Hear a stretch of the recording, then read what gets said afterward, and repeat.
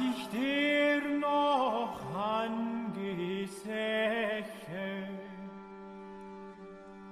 so bist du ihr aller Ehre.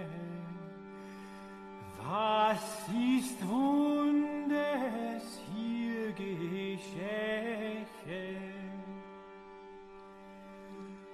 Dass ein Magd ein Kind gebar, ihre über aller Engel Schar.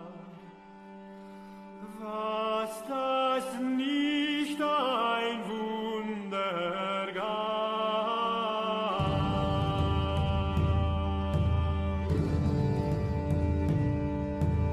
Hier ließ sich reine taufen. This is The New Right, a podcast for the lost arts, reclaiming the literary Holy Land from the heathen. This is Matt Pegas. And this is Dan Baltic. And we are here today with Justin Lee. Justin is the associate editor of First Things magazine. He's also a writer more generally of both fiction and nonfiction. He's got an MFA from UC Irvine, where he also used to teach in the composition program. His fiction and nonfiction have been published in a wide variety of outlets, including First Things, of course, as we mentioned, of which he's now the associate editor. But also the Los Angeles Review of Books, the New York Post.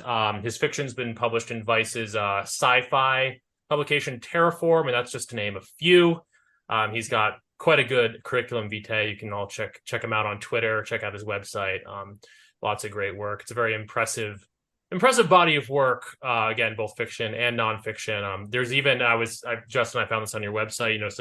Some interviews with some pretty high profile like Hollywood talent for Flaunt magazine. Yeah. So, in addition to being like an intellectual Catholic and an intellectual conservative, you've also just written on these really wide variety of topics. So, Justin, welcome to the show.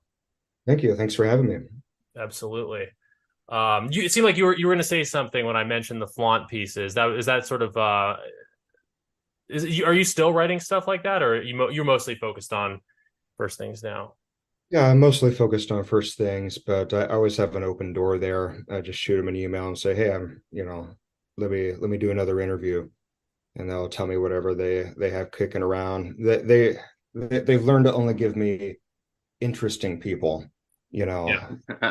Nice. I liked the Maya Hawke interview, and obviously that the world of interviewing those kinds of talents is tell me if I'm wrong, you probably view that as somewhat distinct from what you'd write for like a First Things. Nevertheless, I thought it was kind of almost like a synchronicity. I guess Maya Hawke played Flannery O'Connor in a movie that shot earlier this year.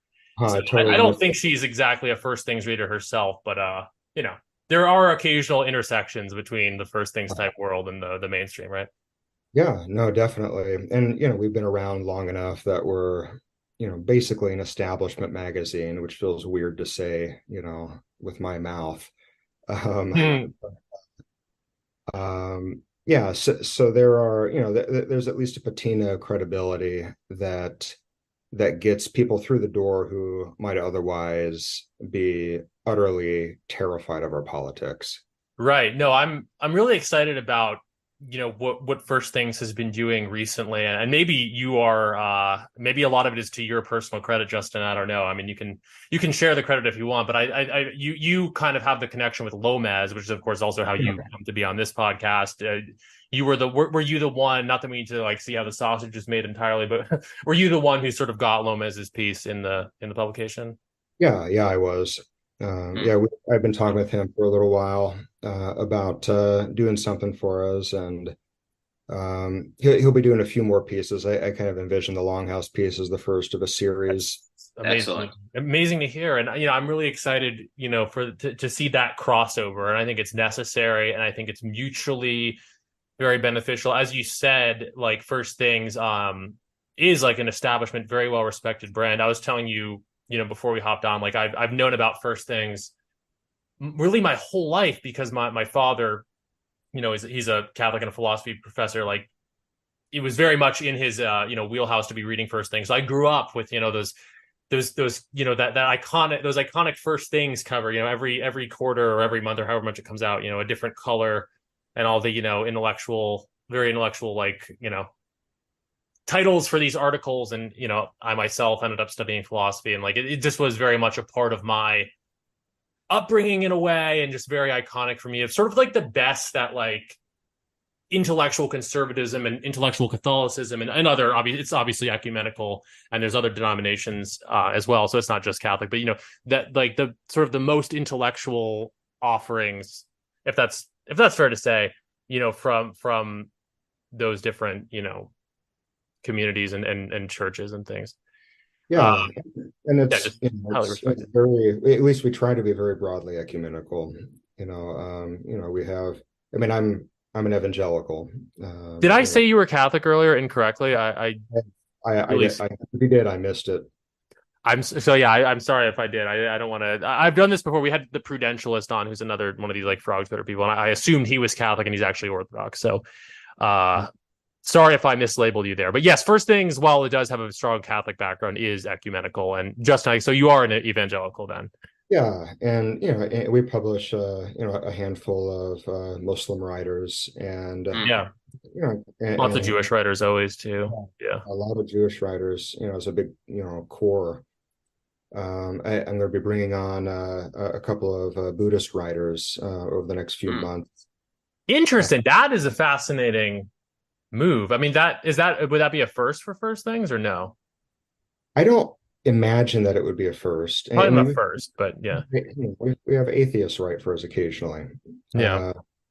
And because it's we have a lot of fellow travelers. Yeah. And some of the best writers on a given issue, who line up with our worldview on that issue. Might not line up on other things, but they're still the right person for the given topic. Yeah, no, I mean, I appreciate sort of First Things commitment to that. I think it's part and parcel of, again, this recent, again, probably largely credit to you, move towards incorporating what, for lack of a better term, I don't know, for whatever you want to call it, frog Twitter. There's this active, again, I think mutually beneficial cross-pollination that's going on. And, there's obviously there's other publications like First Things, but I think First Things is really kind of establishing itself as the one who's most willing to engage with the Lomez's, the Bronze Age perverts, maybe even the new rights of the world. I think it's really cool. I'll let you comment on that if you have something to say, but I feel like there's a lot of I don't want to be pointing fingers at any one publication or another. I don't even know all the behind the scenes politics that might go into this, but there are these kind of there's a lot of like sort of national conservative type Catholics and other types of Christians out there.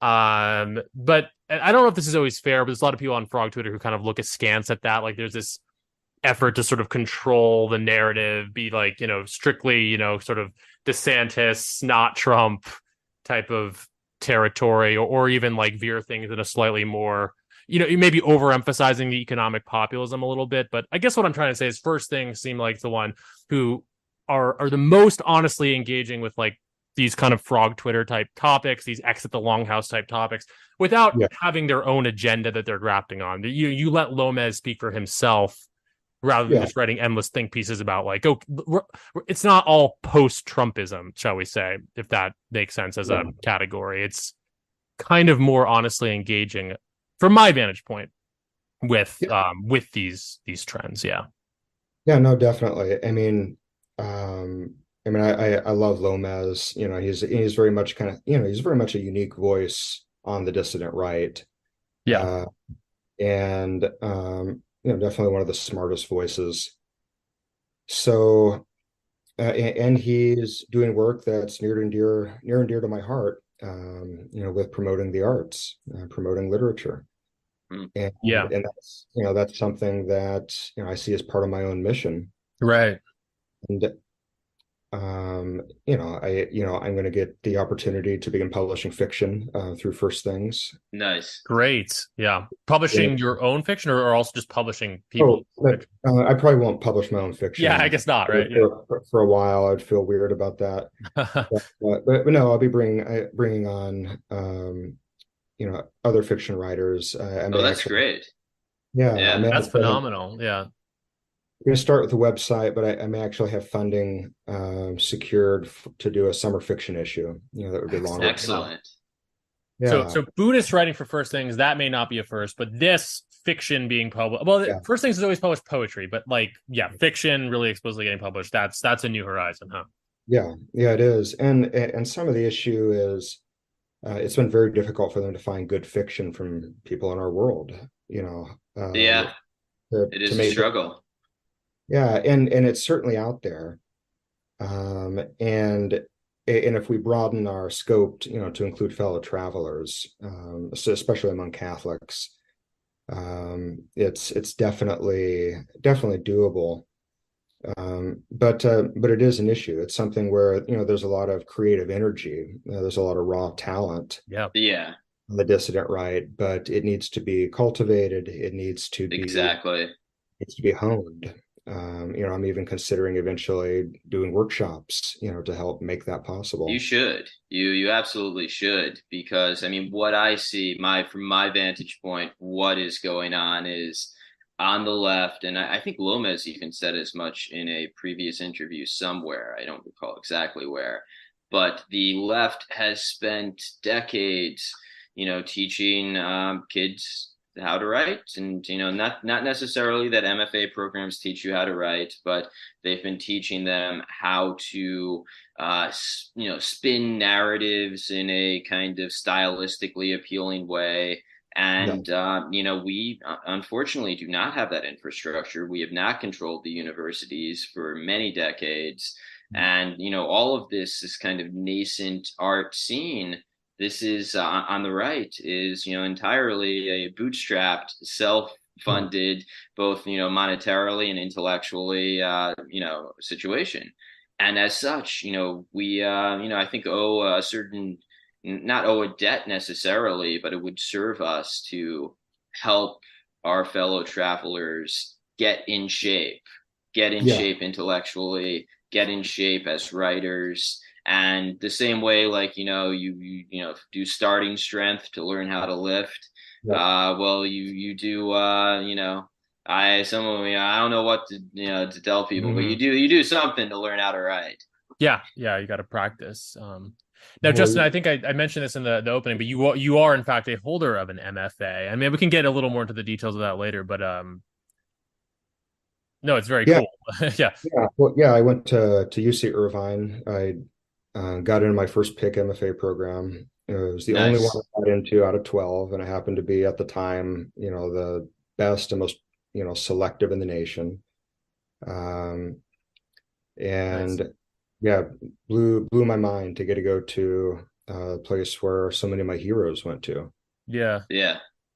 What are some of the I'm actually not familiar. What are some of like the big UC Irvine sort of alumni? Yeah, Michael Chabon, Yeah, Oh. yeah. Richard Ford, Mm. um, and David Benioff. Mm-hmm. Oh, all right. Yeah. Yeah. Uh, and I mean, a whole slew of others. I think, I think we have all told like 3 or 4 Pulitzer Prizes at this point, Amazing. Yeah. and graduates. Yeah, no, and I enjoyed your in addition, we'll talk a lot about your nonfiction essays today, but I did enjoy, the fiction of yours that I delved into. I liked Killshare. I think I read Killshare and Ritual, and maybe one other that's now slipping my mind. But I intend to read more of it. And you write basically sort of science fiction and horror, would you say? Yeah, I would Yeah. kind of describe it as literary horror, but it's very much slipstream or cross genre. Yeah. Yeah. Nicodemus was the other piece I read, which I also enjoyed, which was not horror, but it was like surrealism. I mean, not to even label it too much, but as you said, sort of slipping between different genres. I really like it. Who are some of your, like, in terms of writing, I guess especially horror, I'm interested in, because you talk about this in your review of Hereditary, how, as a Christian but also a writer of horror, sometimes you have to sort of figure out, your own sort of, not justification, because it's an obviously we like horror because it's thrilling to us, as you said, and there's really nothing wrong with that, but it's sometimes, I guess there is this desire to have some kind of higher message in it, right? But I'm curious, like, who your influences in horror are. Yeah, so I mean, Stephen King, first and Yeah. foremost. I mean, I'm convinced that he is the Dickens of our era. Yeah. I like him too. Yeah. He is, I mean, I wish he would get off Twitter, but Right. Yeah. other than that, I fucking love him. He is he's just, he's one of the few authors, who I know when he finally passes, that I'm just going to weep.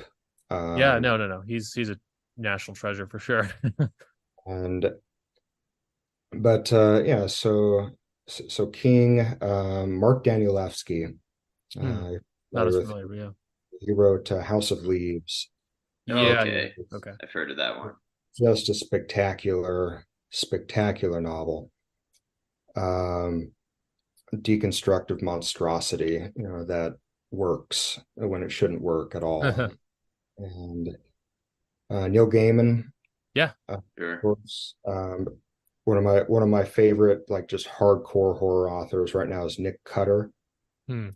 I can't, it's a pen name. I can't remember, the guy's real name. He was a Canadian literary author who Yeah. was just tired of doing you know, the womanly literary fiction scene thing. Yeah. Yeah. It's like, I like horror. I'm tired of not making real money. These awards don't mean anything. I'm just going to write what I want to write. And he's written, I think three of just the most outstanding horror novels of probably the last couple of decades.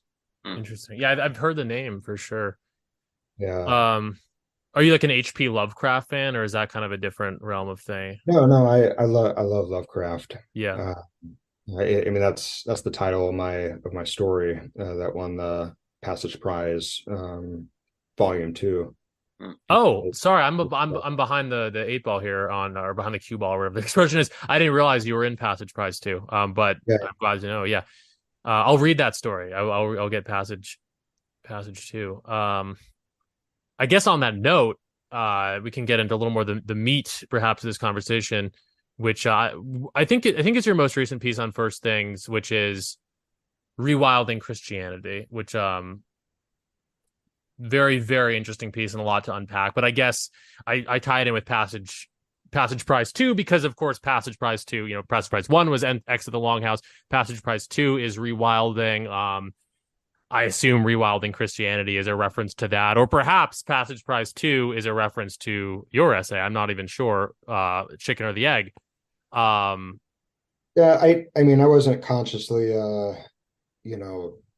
basing it on the anthology title, but I think it's that they're both coming from the same place. The same concept has been roiling in the ether for a while. Definitely, it's a worthy topic. Yeah. Yeah, and it is connected with the idea of reenchantment, which is that's another buzzword here. Yeah. Go on, utterly crucial to solving the impasse that we're in civilizationally. Yeah, that is really the meat of what I want to delve into. I actually, one of my questions was literally, because I don't want to make any philosophical assumptions, but in my reading of your piece, is like, so when he talks about rewilding Christianity, he is talking about re-enchanting Christianity, or finding reenchantment through Christianity, correct? Or is there a distinction? So I yeah, so that's a big part of it. Is this sense of rediscovering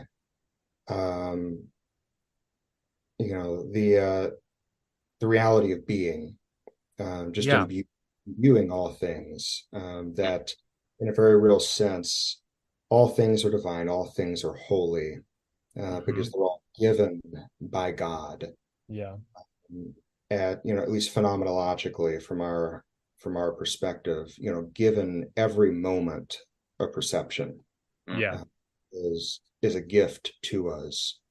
of Yes. Yeah. something that is literally supernatural, Mm, and beyond the confines of our head, and that we don't have control over, and that is gift.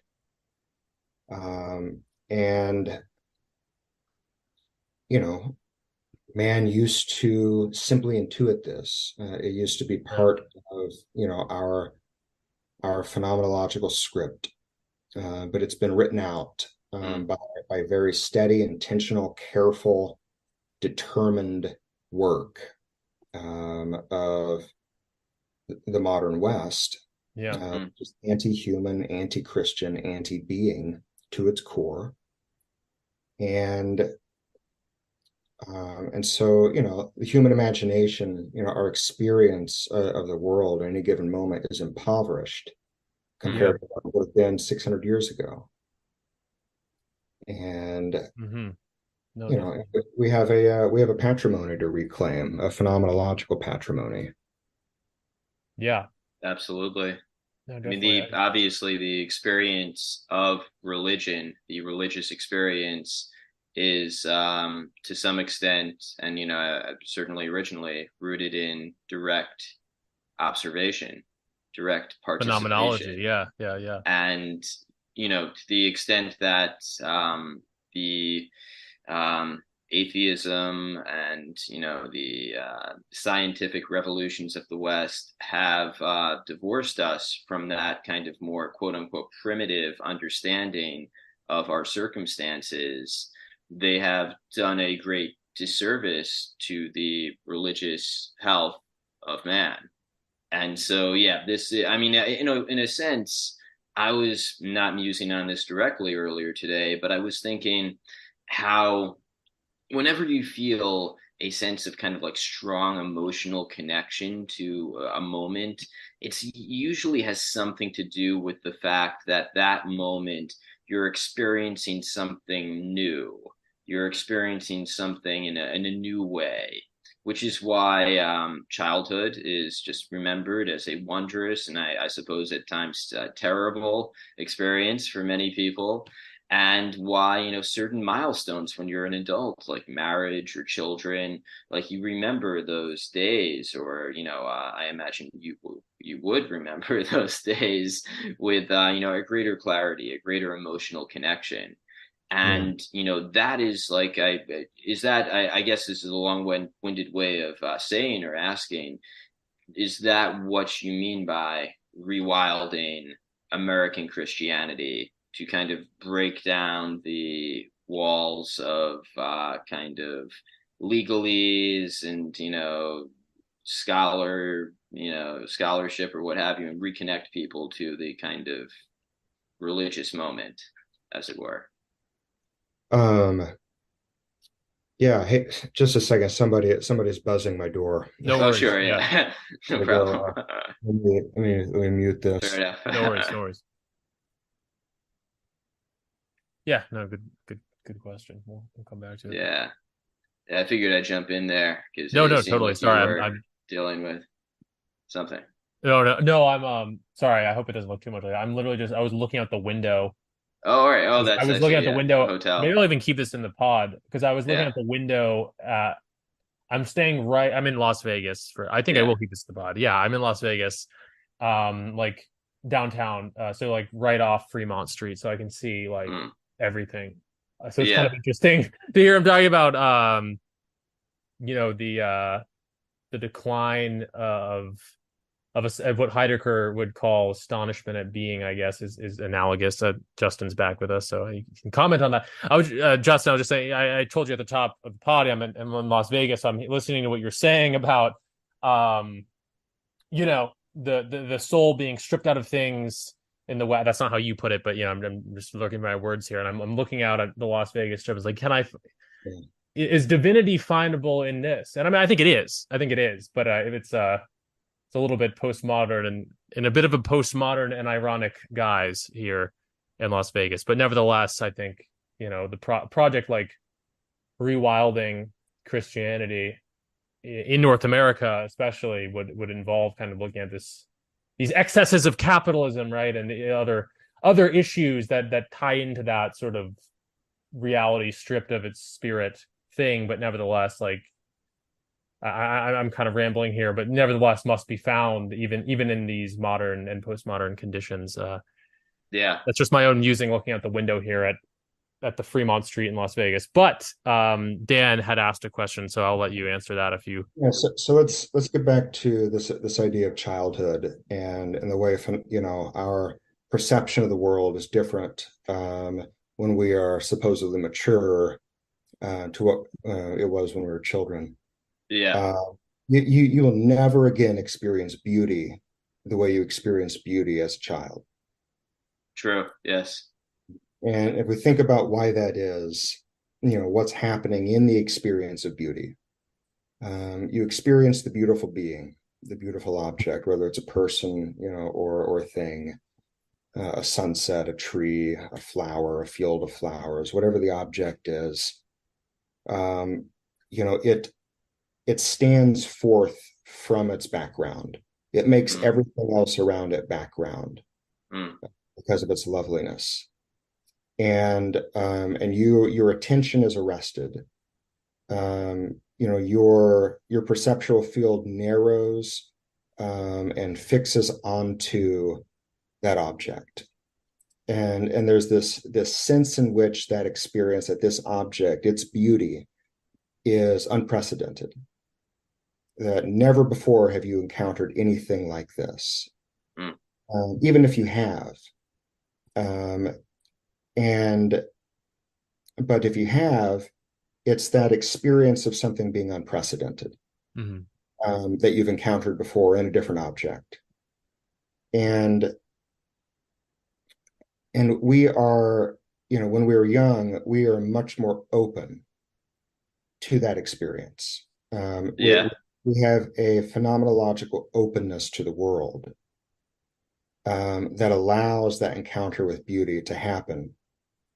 And, a lot of us still possess something of that openness, but modern life intervenes. And it is designed to prevent that experience from happening. To limit it, because we are never freer than in that encounter. Absolutely. And so in our increasingly totalitarian order, beauty is the most radical, transgressive thing that there is, because because it's the greatest enemy of nihilism. Yeah, absolutely. And this is one of the things that's so funny about Nietzsche and Nietzscheanism in general, which claims to love beauty and yet is nihilistic to the core. Is about the will to power. Ultimately, a philosophy and politics of becoming. It's utterly irreconcilable with a true devotion to beauty. Which is a devotion to being itself. And so, to the extent that contemporary Christianity engages in worldly distraction and cultivates distractions, as opposed to cultivating attention to the objects of experience, which, of course, includes the movings of the Spirit of God. Then then there's something perverse has taken place within the faith. And so rewilding is ideally going to be a radical disruption of disruption, so that attention can be recultivated. The others, and this allows for the possibility of reenchantment.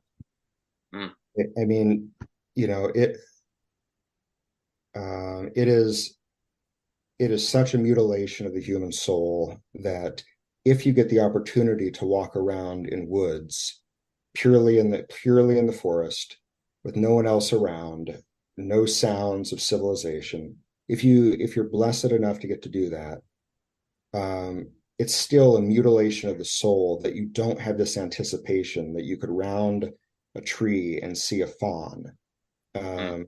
in this, in the classical sense of a satyr, or a Yeah. fairy, or that you are in danger of um, stepping into a fairy circle and finding yourself into an other place.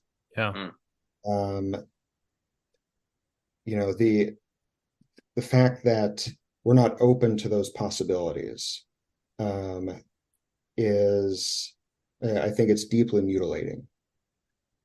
I'm drawing a Yes. yeah, a couple things to unpack there. Now, you mentioned Nietzsche. Obviously, you're not a Nietzschean. Very few Christians are, although some try to square the circle. But so BAP, Bronze Age Pervert, one of these frog Twitter people, I'm sure you're familiar with, very familiar with, I'm sure.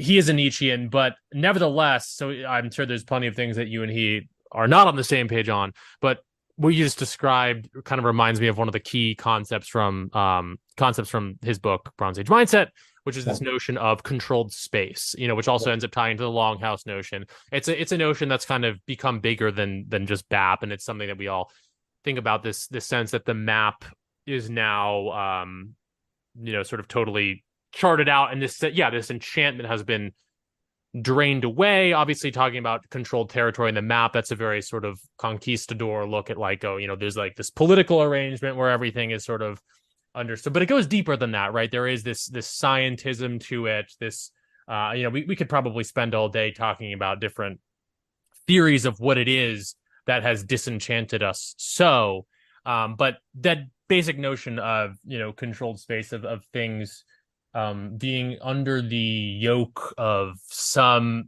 kind of, maybe it started just to speak very broadly and sort of philosophically loosely here, maybe it started as a kind of enlightenment scientism about the world, but it has ended up in Yeah. nihilism. I mean, does that resonate?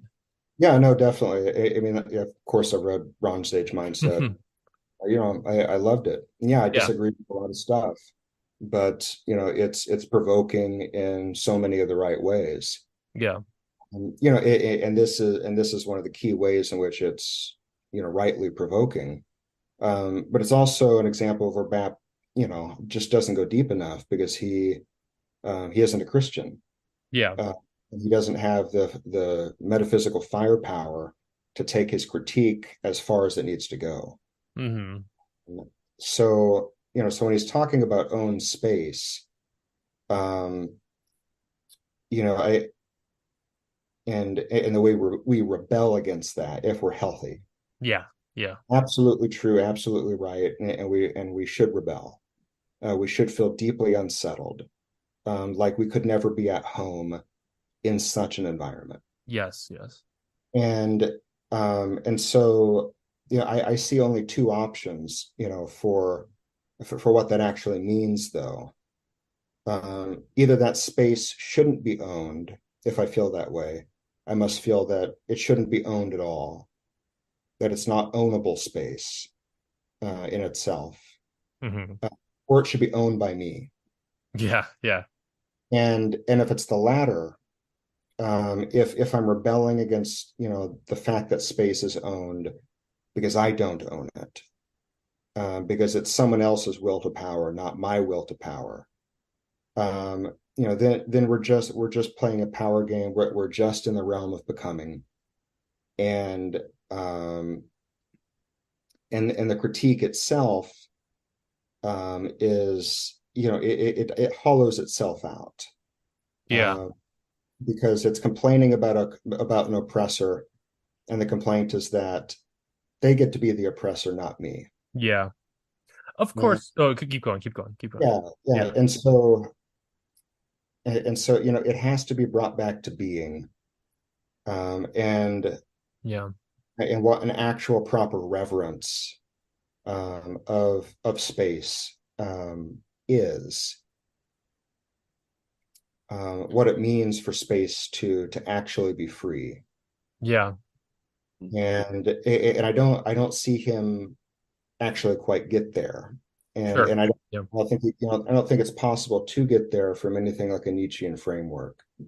Yeah. Uh, Yeah. I mean, one does imagine I don't know where BAP would stand on this, but one can imagine a sort of middle ground where there is this healthy political will, maybe by talking about will, I'm already, dipping my toe further into Nietzschean waters than you'd want for the purposes of the conversation. But nevertheless, one can imagine, and I think maybe this is the project of, bringing someone like Lomez and the Exit the Longhouse message in line with some publication like First Things. There is like a healthy political will. There is that you mentioned maybe this was before we were recording, this desire to replace the elite with a new elite. I mean, there is an element of political will to that, but it doesn't have to all devolve into will. Ideally, there could be some middle ground where, again, healthy political will, but tempered by a reverence for nature, a reverence for being. One can imagine a middle ground, or am I trying to square the circle there? No, I think so. One thing that's coming to mind is, if we imagine, we're living in a feudal period, and you're out strolling in the king's forest. You don't own that forest. The king owns it. It's owned space.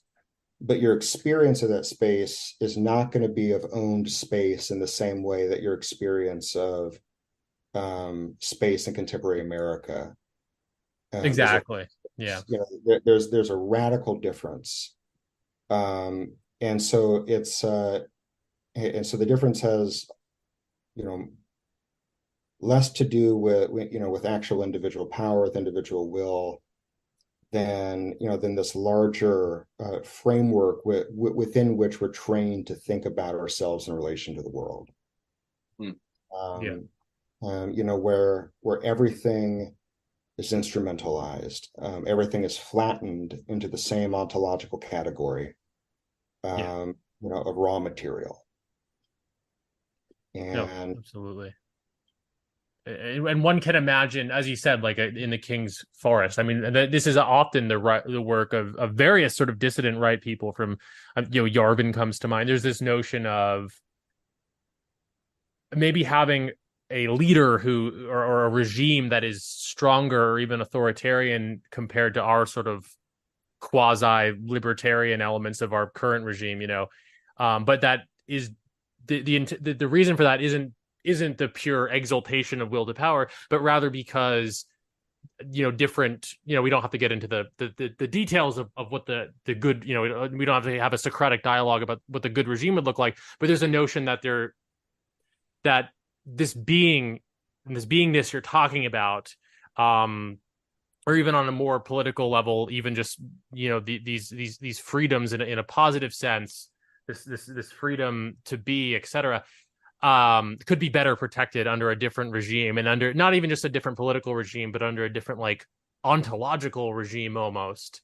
You're getting into some deep waters here, but there is a notion that that there could be a different system that, I guess what I'm trying to say is, like, you describe something that fundamentally is a change in, a fundamental disruption, as you said, in perception almost, and in phenomenology, but there could be in theory, right, like a greater political protector of that than what we have now, is, I guess, the desire, right? Yeah, no, definitely. And this doesn't necessarily require a different form of government, but it definitely requires a different content of government. Yeah. And it requires a different elite than what we have right now, an elite that's actually dedicated to cultural memory. Yeah, no, absolutely. I don't always like being sort of name droppy of different thinkers, but maybe it's warranted here.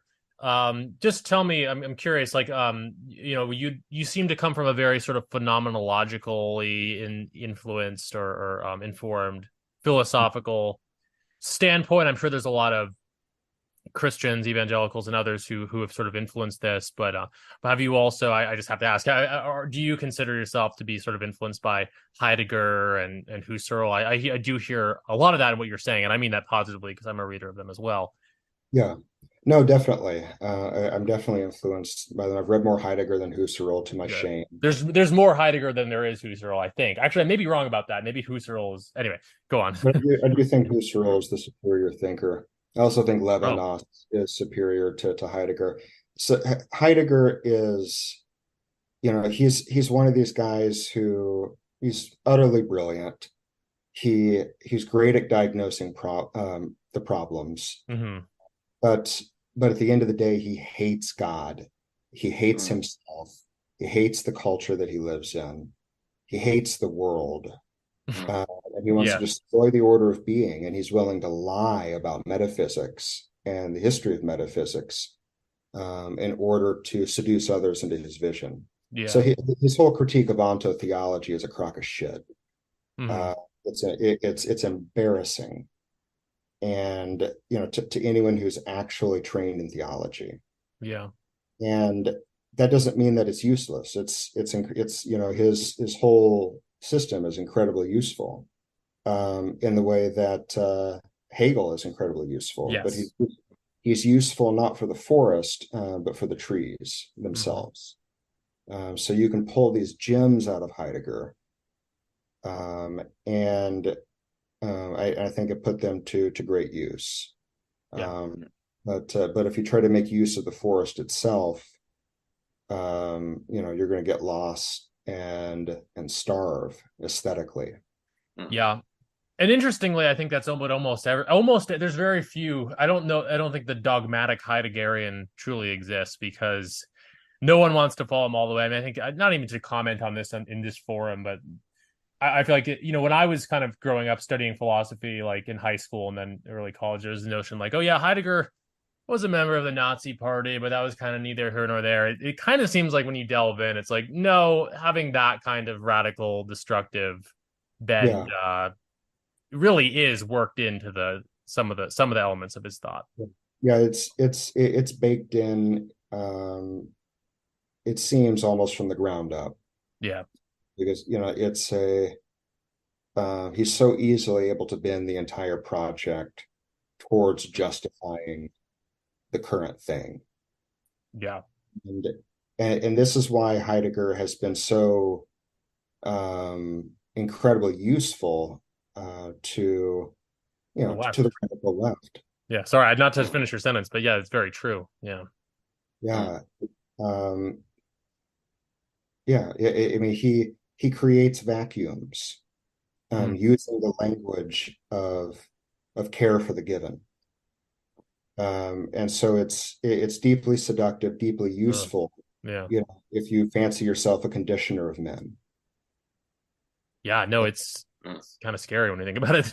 It's like this road to hell paved in good intentions, or I don't know if the intentions were truly good, but a road to hell paved in very worthy, very, very, very worthy questions, but there's this dark element to it. Yeah. Mm. This wasn't really on the outline, but I believe, and I also wouldn't be surprised to hear that you sort of were part of this. Michael Millerman is another one of these people Mhm. in this sphere, and maybe you brought him on board to First Things. I don't know. I know he wrote some article, I think, on Dugan. Yeah. First That Things. that was actually it was actually Rusty, Hmm. our top editor. Mm. So, he yeah, no, I mean, we needed something on Dugan, and No, Miller is the Millerman.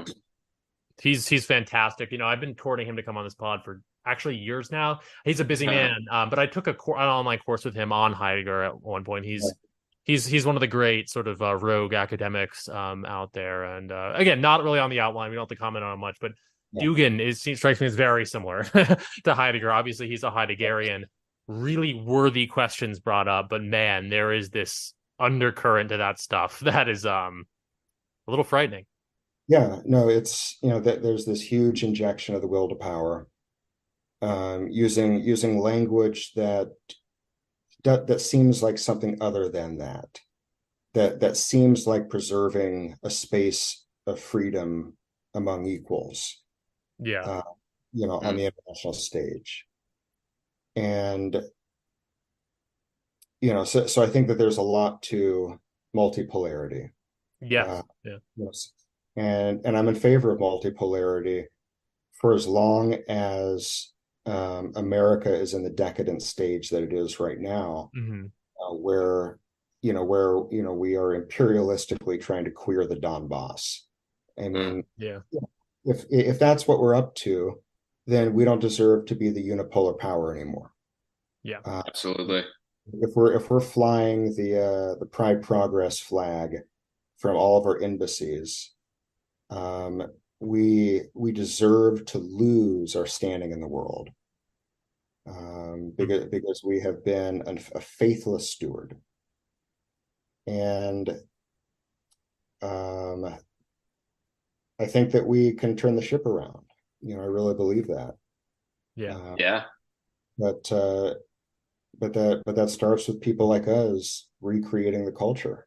Yeah. absolutely. Again, rewilding Christianity, or maybe as part of a broader project of rewilding, Mhm. a broader ecumenical cross faith, but obviously conservative in some sense coalition, which seems to be kind of what you're up to at First Things, and we, Yeah. I think, in part at least, hope to be up to doing a podcast like this. Oh, Anyway, I was going to ask, with Dugan is actually an interesting flashpoint here, because we could look at him as someone who he himself is doing some version of, well, it's totally different because it's a Russian context, right?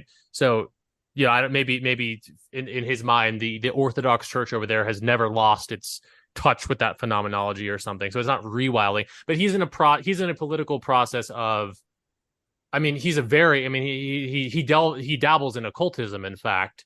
mhm. um he's very invested in this issue of reenchantment, to his credit on some level. And then, but there, as we kind of talked about with Heidegger and with Dugan almost more explicitly, there's this bent towards, maybe this is unfair, but I've read some Dugan. There's this bent towards like millenarianism, imitating the eschaton. It feels Yeah. like there. So basically, that immanentizing the eschaton, as someone who's studied some of these occult topics and stuff, and the influence between that and different political movements, that is the pitfall of kind of getting interested in some of this kind of mystical stuff, and sort of and taking that sort of Faustian bargain, will to power, works its way in there. I'm not being super articulate about what this process looks like, but I think you, Justin, probably know generally what I'm talking about. How when you delve into this process of reenchantment, there are major pitfalls, and sort of becoming an immanentizer of the eschaton is definitely one of them. So I'm curious if you have a comment on that, but also how, Yeah. in our process of rewilding Christianity, how do we avoid that? Yeah. So it's fake and gay mysticism. It's Yeah. it's imminent mysticism. It's mysticism that um, is trying to discern things within the realm of becoming, Mm. Mm-hmm. and is afraid of timeless being, Mm-hmm. uh, afraid of the universal, afraid of God, Mm. um, and I mean that's what all of the occult stuff comes down to, and most of the modern permutations of Gnosticism. Yeah. Um, it is, um, you know, I get the aesthetic. I get that there's an aesthetic thrill Right. to Hermeticism, Mm-hmm. but it's the incoherence is ultimately so childish, Mm. at the level of metaphysics, that it's it's so hard to take seriously, and it's so hard to take anyone seriously if they take it seriously. Yeah. Um, and but it just becomes a kind of identity construction, Mm. Yeah. um, and a way to make ourselves feel special, um, when we know deep down that we're not special. Mm-hmm. Mm. And yeah, but the deeper mysticism, the deeper traditions of mysticism are fantastic, and I think are part of the key to getting us out of where we're at. Yeah. And this is part of what the rewilding article is about, and the article that prompted my writing of that article, which you should really read, Mm, Paul Kingsnorth's A Wild Christianity, mm, I'll read where it. he's, I haven't yet. yeah, it's just spectacular. Everything that a guy writes, just turns to gold. mm. Mhm. He is profound, and but it's his essay is digging deep into the history of Ireland's cave saints, Mm. and something that he does to rewild himself is he lives out close enough to the countryside that he can just throw his tent onto his back and go for the weekend and leave the kids with his wife, and he can just disappear and go find a cave out in the forest, that used to be inhabited by one of these hermits. Yeah. Um, and then he'll spend the weekend just sleeping in the cave in silence. Mm. And um, Yeah. you know, Well, yeah. so Ireland has all these sites of memory, that that are beautiful, and you can feel, you can feel history. I don't know if have you ever been to Rome? Unfortunately I have not. not One day. actually, One day. unfortunately. Yeah. I, I just had just one of just the most distinct feeling I've ever had of just the stones underneath me throbbing with memory. Mm. Yeah. Never been in a place that felt that old, um, where I felt, that there's, almost this kind of spiritual essence just there, pulsating in the very stones. And um, the thing, and I get up to this in the article. Um, One of the things that's so difficult about being a Christian in America, especially a Protestant, is that we have very little of that. Right. You do Yeah. get, yeah. Yeah. That is one of the main things you talk about in the article. And so, it means that, our opportunity right now is to intentionally create that for others, Yeah. to bring that into being. And So it's like a harder challenge, but also kind of a more radical and therefore more, the positive spin is like almost more exciting challenge is to kind of create this stuff, right? yeah, and so there's actually an opportunity for, you know, a deeper participation, because the cave saints were making those spaces what they became. And so, that there's opportunity for emulation. But so I wanted to get back to something you were saying earlier about, the occult stuff, Yeah. and Dugan's version of reenchantment. And of course, this is also the danger, for the American right, Hmm. that cares about reenchantment. And it's not just the right. I mean, there's a pretty solid faction of the left that is just hungering for enchantment Oh and yeah. Much more visibly, in fact, because a lot of the mainstream right is actually still. I'll let you get back to your point in a moment. But yeah, a lot of the mainstream right is still kind of comfortable in the version of Christianity they've been practicing for generations, which is great, to be rooted to that. But maybe some of the issues are starting to rear their heads. That's a deep water topic. I'll let you continue. But anyway, I was just want to say, yeah, in terms of reenchantment, like the interest in the occult and things like that, and stuff that your friend, or I don't know if it's your friend, but somebody you've read a lot about, and that your work turned me on to Tara Isabel Burton, her book Strange yeah, Rites. She talks about atavism and sort of pagan atavism on the right, but a lot of it is the more visible stuff is on the cultural left, and very much part and parcel married to progressive political ends. yeah, Sorry yeah, for the tangent. Keep going. Yeah. yeah, and especially perverse sexuality, Oh yeah. Oh yeah. Mm. which goes hand in hand with witchcraft. Yeah. Uh, it's just like, um, yeah, it's like, oh, you're poly and you have pink and purple hair. You cast spells. You have like tallow candles in your closet right now. I know that about you. Like Yeah. in um and and vice versa. They any attempt to use imagination to control the world, Mhm. and to refashion reality.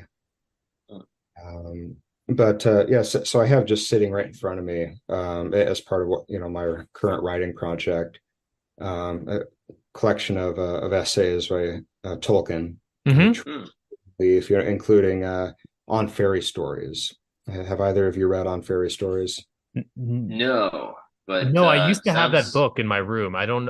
So very maybe I interesting. did as a teenager read that, but man, it's been a long time. Yeah. Okay, please read it. Yeah. Uh, Yeah. that that essay in general, like as writers, it'll fan the flame that's already burning, Mm. in just precisely the most beautiful ways. Good. Yeah. And he gets at something, regarding enchantment, that is really, really powerful. And he's talking about this, in the context of good fantasy and bad fantasy in fiction. And that great fantasy, the great fairy tale, um, allows you to escape. Yeah. Um, Mm. and people who accuse lovers of fantasy of indulging escapism, they're idiots. You live in prison, why wouldn't you want to escape? Hmm. Mm. You're sane if you want to get out Yeah. of just the misery that life so often entails, the monotony, and so it's a healthy impulse. But mere escapism, is not healthy. Escape should always lead to recovery, Yeah. Mm. a recovery of a new vision of the world, where you see the world more truly as it's meant to be seen. Hmm. And but not all fantasy produces that effect. Some fantasy is mere escapism, without leading to recovery, and he describes this as leading to morbid delusion. Mm. And so the kind of occultism, the pagan atavism on the right, and the the booming witchcraft industry on the left, these are forms of escape without recovery. None of it leads you to see the world more truly as you're meant to see it. Mm. And so this is something to strive for in art, is to create that release, create that escape, for the reader, for the viewer, or the listener. But also to create the path to return, with some transformation, that clears away, the gunk from our eyes, so that we can see more clearly. Yeah. Yeah. And but I think in general, that's a as we approach reenchantment through more than just art, I think that should be a guiding theme. That if our pursuits of enchantment are about giving ourselves power, or making ourselves feel powerful, or about changing the world, Mm. rather than seeing the world more truly as gift, Mm. Hmm. uh, then there's something pathological at play. Yeah. No, I mean, that's gives me a lot of food for thought. I mean, even just like personally, I think about my own, dalliances into these kinds of things, and the degree to which it does become egoic or pathological or will based, as opposed to what you said is that basic understanding of the givenness of the world as a gift seems to be the fundamental attitude, right? The Yeah. one that one should, yeah. And I'm saying this as much for my own benefit as for anyone else's. I mean, you know, I literally have a wizard staff, that I made out of a cedar tree. And if I could actually exert Gandalf-like power with that, that's exactly what I would do. And I would not deny myself the One Ring. I mean, it's Yeah. yeah. So it's everyone's faith, I think, is a constant battle. Mhm. Uh, with embracing and loving the given. Yeah, no. Not to press the hard questions, but I mean, I'm with you in so many ways. I'm not about to argue against you either here, but like, what is like the pragmatic advice, like, but kind of both sociopolitically, like how we can, and I know that it's a really hard question. I'm not saying